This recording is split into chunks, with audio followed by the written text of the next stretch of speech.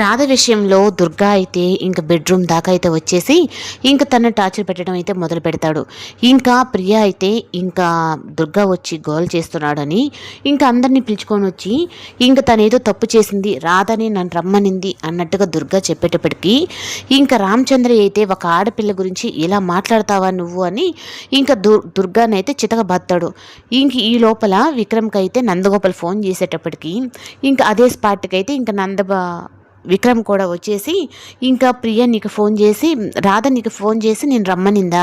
ఇదంతా నిజమేనా అన్నట్టుగా మొత్తం రికార్డింగ్ అయితే పెడతాడు. ఇంక పెట్టేటప్పటికి ఇంక దమయంతి ప్రతిసారి రాధని ఇంట్లో నుంచి పంపించాలి అనుకున్న ప్రతిసారి తనకి ఏదో ఒకటి చెప్తున్నట్టు ఈరోజే అత్త మొత్తం నిజం బయట పెట్టేస్తానని చెప్పనని ఇంకా విక్రమ్ అయితే ఆ రూమ్లో పెట్టిన వీడియో అనేది బయట పెట్టేస్తాడు. ఇంకా రాధని దుర్గ ఎలా బెదిరించాడో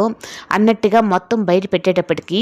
ఇంకా దమయంతి కూడా ఇంకేం మాట్లాడలేక నోరు మూసుకొని ఉంటుంది. ఇంకా ప్రియ అయితే మాత్రం నీ దాకే వస్తున్నా, నువ్వు దుర్గాని బెడ్రూమ్ దాకా పంపించి ఇంత ప్లాన్ చేయాల్సినంత అవసరం ఏముంది నీకు అన్నట్టుగా ఇంకా నువ్వు ఒక ఆడపిల్లవని నా భార్య చెప్పిందని నేను కొట్టకుండా వదిలేస్తున్నా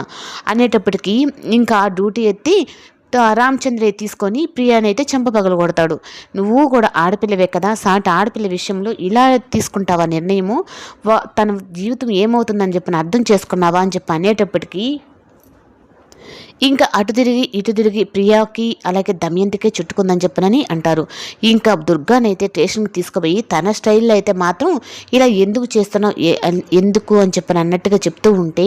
మీరు ఎంత కొట్టినా ఏం చేసినా సరే రాధ మాత్రం నా ఆరాధ్య దేవత, తనని మాత్రం నేను వదులుకోను అంటే నీ రాధకి పెళ్ళి అయిపోయింది అది తెలీదా నీకంటే, పెళ్ళి అయిపోతే ఏముంది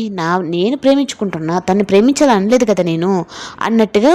ఇంకా దుర్గా అనేటప్పటికీ ఇంకా విక్రమ్కి అయితే చాలా కోపం